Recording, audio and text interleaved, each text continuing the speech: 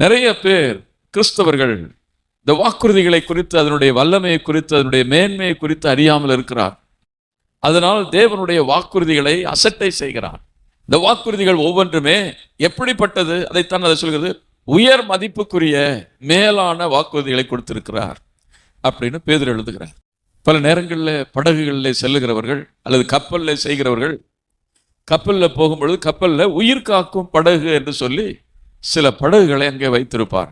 அந்த படகுகளை எதுக்காக கட்டி வச்சிருப்பாங்க அப்படின்னு சொன்னால், புயல் நேரங்களில், ஆபத்து நேரங்களில், கப்பல் சிதையும் பொழுது அல்லது கப்பல் எங்கேயாவது சிக்கிக்கொள்ளும் பொழுது, பாறையின் மேலே மோதி அது உடையும் பொழுது, அந்த மாதிரி நேரங்களில் இந்த உயிர் காக்கும் படகுகளில் தான் அவங்க என்ன பண்ணுவாங்க, தப்பிச்சு கரை சேருவார்கள். அதற்காக கொடுக்கப்பட்டது தான் அந்த படகு.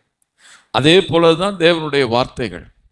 ஒரு மனிதனுக்கு பாவ சோதனைகள் வரும் பொழுது, நெருக்கடியான சூழ்நிலைகள் வரும் பொழுது, வாழ்வா சாவா என்கிற ஒரு போராட்டங்கள் வரும் பொழுது, இந்த வேத வசனங்கள் அவர்களை கரை சேர்க்கக்கூடியதாக இருக்கிறது. ஆமென். Praise the lord. அதற்காகவே ஆண்டவர் என்ன செய்கிறார், வாக்குறுதிகளை கொடுக்கிறார்.